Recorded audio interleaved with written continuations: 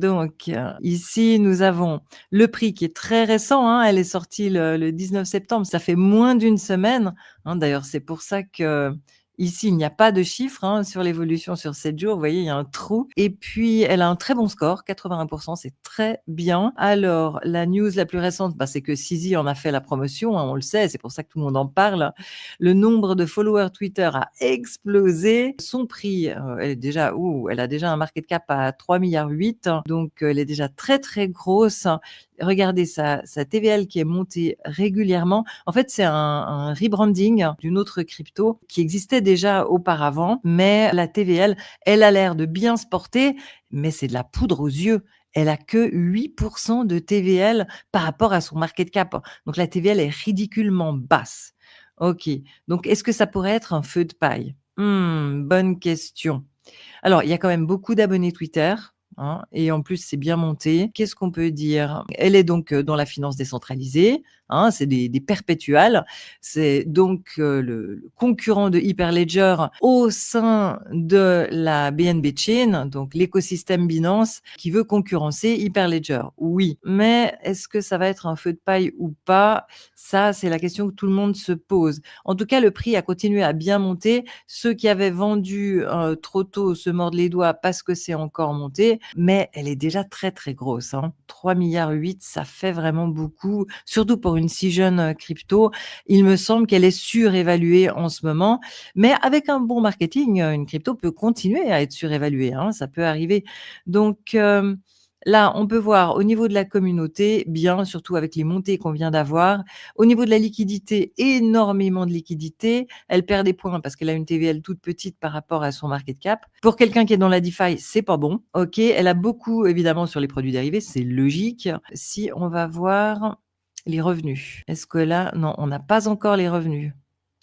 On a la TVL ici qui est à l'époque, il y avait un tout petit peu de Cake, c'est vraiment dans l'écosystème BNB, il y a rien d'autre.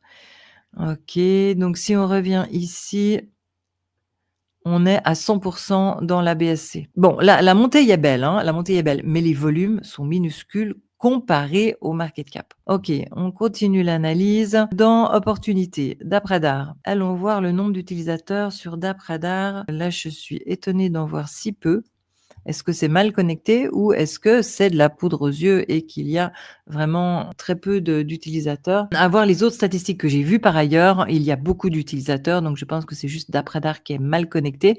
Mais ça, c'est un mauvais point pour la communication du projet parce que franchement, pour connecter DappRadar, c'est un formulaire à remplir, hein. OK, donc là, vous voyez, je suis sur l'onglet Analytics et là, vous voyez, dans l'URL, j'ai DAP, D-A-P-P, ce qui veut dire que je ne suis pas sur le token, je suis vraiment sur l'application elle-même.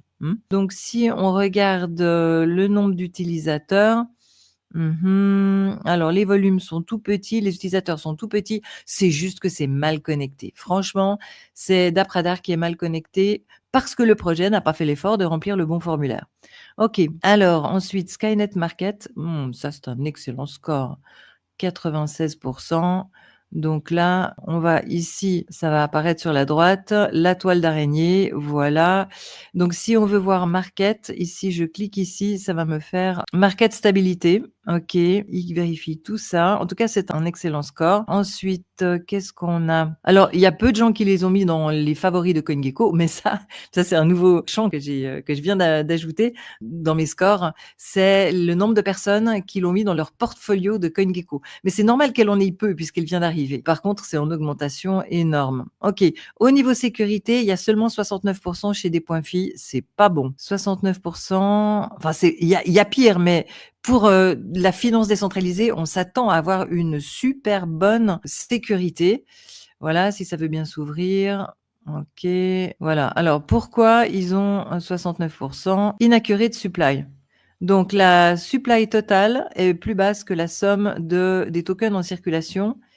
Donc, ils ont déclaré une quantité de supply qui est pas bonne. Et c'est ça qui leur fait perdre 31 points. Waouh! Intéressant. Autrement, ici, la sécurité du code, il y a des audits faits par autrui, pas par Certic. Et puis, le scan du token chez Certic, il est excellent. OK. Et et ça, ce sont des PDF qui ont été réalisés par différentes entreprises. Salusec et si vous cliquez ici, vous pouvez voir le PDF avec l'audit, hein, la sécurité du code informatique. Donc nous avons Salutech, PeckShield, donc il y a 2 entreprises qui ont fait des audits et c'était en tout en 2024. Il y a rien en 2025. Ce qui est contrariant parce que le code, il arrête pas d'évoluer et donc il faut, continuer à faire des audits quand on est dans la finance décentralisée. Mais enfin, s'il y a quand même plusieurs audits, c'est déjà bien. OK, la technologie, on a des commits. Allons voir ça. Oh, c'est vide. Là, il y a la documentation et un exemple de SDK. SDK, ça veut dire, les données qu'on fournit aux développeurs pour qu'ils puissent construire par-dessus. Mais franchement, là, le GitHub, il est pas sexy. Donc, j'espère qu'ils développent activement dans des repos qui ne sont pas publics, parce que sinon ce serait inquiétant, hein. Ça voudrait dire qu'ils sont pas en train de préparer des innovations, donc il y aura pas des effets d'annonce qui vont faire monter le prix. OK. Les tokenomics, ah, ça, c'est un gros point faible, hein, ils ont distribué que 21% des tokens. Alors, allons voir sur CryptoRank. OK.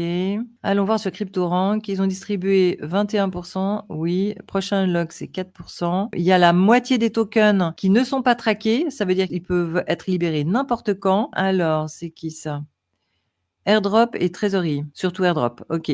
Alors, il y a plein de gens qui font des transactions sur Astar en espérant un airdrop, ce qui vient fausser le succès du projet quelque part.